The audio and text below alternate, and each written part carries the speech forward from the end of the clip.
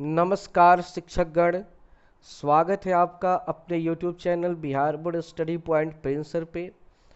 जैसा कि आप लोग जानते हैं कि इस चैनल्स के माध्यम से आपको सीटेट या टेट किसी भी आप एग्ज़ाम को देते हैं, सबका तैयारी आपको काफ़ी ही सिंपल लैंग्वेज में कराया जाता है। तो रोज़ की तरह आज भी हम लोग चाइल्ड डेवलपमेंट एंड पेडागोजी से संबंधित टॉपिक नंबर 12 लेके आए हैं। और उस टॉपिक का नाम है, लंबा नाम है इसका, ठीक है। सिलेबस में आप लोग जाके देख भी सकते हैं, यहीं लिखा होगा। अधिगम के लिए मूल्यांकन और अधिगम का मूल्यांकन के बीच अंतर, विद्यालय आधारित मूल्यांकन, सतत एवं व्यापक मूल्यांकन, संदर्श और व्यवहार। मतलब कि आज के टॉपिक में हम लोग मूल्यांकन के बारे में ही जानने वाले हैं। तो सबसे पहले हम जान लें कि मूल्यांकन होता क्या है। देखिए, मूल्यांकन का अर्थ होता है समय समय पर बच्चों के विकास के बारे में जानना, कि बच्चे अपने इस अवस्था में मतलब कितने टाइम में कितना विकास कौन बच्चा कर रहा है। तो जैसा कि समझ सकते हैं कि परीक्षा टेस्ट जो होता है वो एक प्रकार का मूल्यांकन होता है। तो उसी से संबंधित आज का हमारा ये टॉपिक है। तो चलिए शुरू करते हैं बिना टाइम गए। उससे पहले आप लोगों से रिक्वेस्ट है कि अगर आप चैनल पे नए हैं तो प्लीज़ चैनल को सब्सक्राइब करके बेल आइकन दबा दीजिए और लाइक वाला बटन दबा दें। तो सबसे पहला ही हमारा ये प्रश्न होगा कि मूल्यांकन क्या है, यानी इवैल्यूएशन क्या है। तो कहेंगे कि मूल्यांकन का अर्थ एक ऐसी प्रक्रिया है जिसे सीखने की परिस्थितियों तथा सीखने के अनुभवों के लिए उपयोग की जाने वाली समस्त प्रविधियों की उपयोगिता की जांच की जा सके। मतलब कहने का अर्थ है कि मूल्यांकन सीखने की ऐसी मतलब प्रक्रिया है कि बच्चों की परिस्थितियों और उनके सीखने के अनुभवों को देखते हुए हम ये जांच सके कि बच्चे जो सीख रहे हैं उनके जीवन में उनके लिए वो क्या, कहाँ तक उपयोगी है, कितना उपयोगी है। वो है मूल्यांकन, जो समय समय पे हर शिक्षक को करते रहना चाहिए। इसका पहला गुण ये है कि यह शिक्षण व्यवस्था में शिक्षक द्वारा सुनिश्चित की जाती है। मतलब कोई भी अगर एग्ज़ाम कराना हो, कोई भी टेस्ट लेना हो, तो आप शिक्षकगण ही यह तय करते हैं कि ये परीक्षा कब होगी, जिससे यह ज्ञात होता है कि शिक्षण प्रक्रिया कितनी सफल रही। और परीक्षा लेने के बाद ही पता चलता है कि बच्चे कितना विकास कर चुके हैं और कितना विकास नहीं कर चुके हैं। दूसरा है, यह प्रक्रिया शिक्षार्थियों के लिए शिक्षकों द्वारा उनमें आवश्यक सुधार लाने के लिए की जाती है।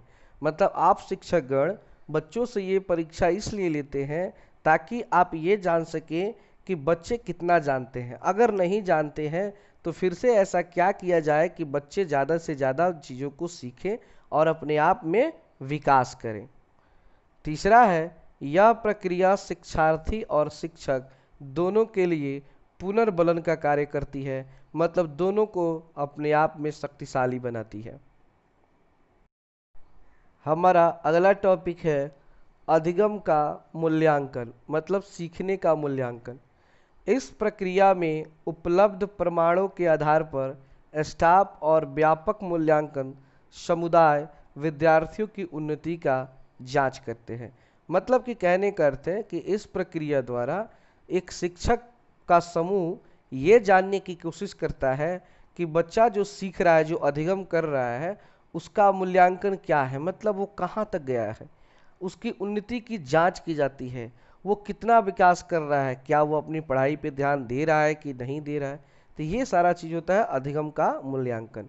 अब इसकी अपनी अपनी विशेषता है, तो आइए इसका अधिगम के मूल्यांकन की हम विशेषता को जानते हैं।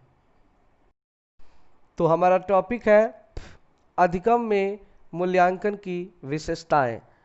तो पहला विशेषता है कि मूल्यांकन शिक्षा के स्तर को देखते हुए शिक्षा ग्रहण करने के बाद किया जाता है।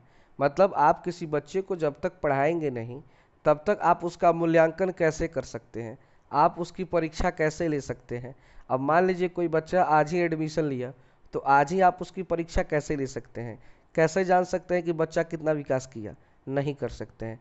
तो इसके लिए क्या होता है, पहले शिक्षा ग्रहण करने किया जाता है, मतलब बच्चों को दिया जाता है और उसके बाद से उसका मूल्यांकन किया जाता है।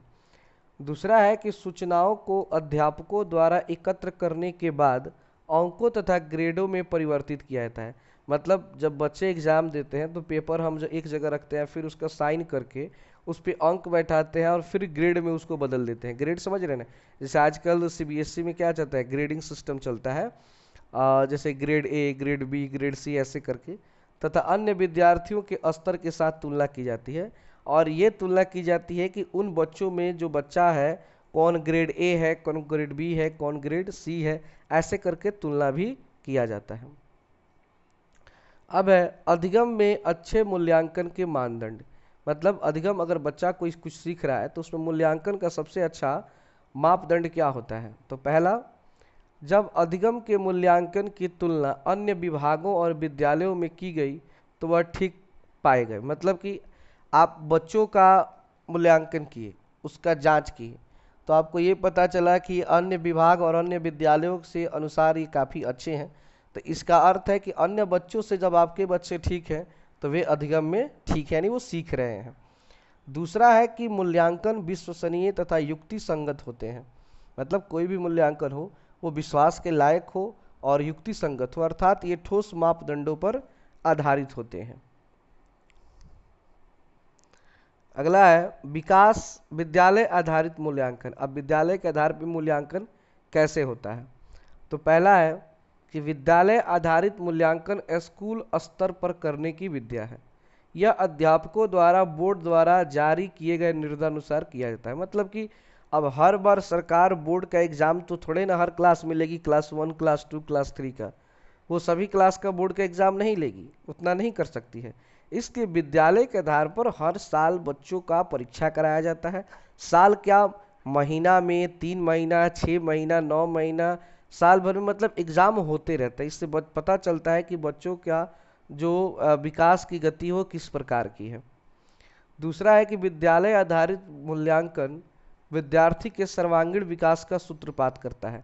देखिए, अगर बच्चे में अगर पूरा का पूरा विकास अगर होता है तो वो होता है विद्यालय के आधार पर किया गया मूल्यांकन, विद्यालय के आधार पर किए गए परीक्षा प्रतियोगिता, क्योंकि यह बाल केंद्रित, विद्यालय केंद्रित और बहुआयामी मूल्यांकन होता है।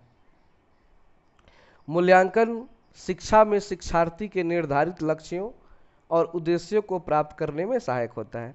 मूल्यांकन से ही पता चलता है कि आप अपने लक्ष्य के कितने करीब हैं और आप अपने उद्देश्य को प्राप्त करने में कितनी दूरी पर बैठे हुए। जैसे कि आप भी शिक्षकगण हैं, आप सीटेट या टेट की तैयारी कर रहे हैं, तो आप लोग भी पढ़ने के बाद क्या करते हैं, प्रैक्टिस सेट बनाते हैं। प्रैक्टिस सेट का इससे आपको क्या पता चलता है, इससे ये पता चलता है कि आप कितना इम्प्रूव कर रहे हैं।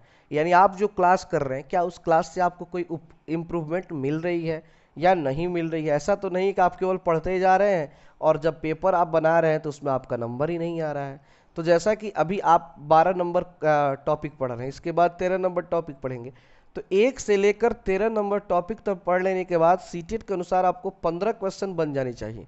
क्योंकि आप सिलेबस में देखेंगे तो लिखा होगा कि 1 से लेकर 13 तक 15 नंबर का क्वेश्चन आता है इसमें से एग्जाम में।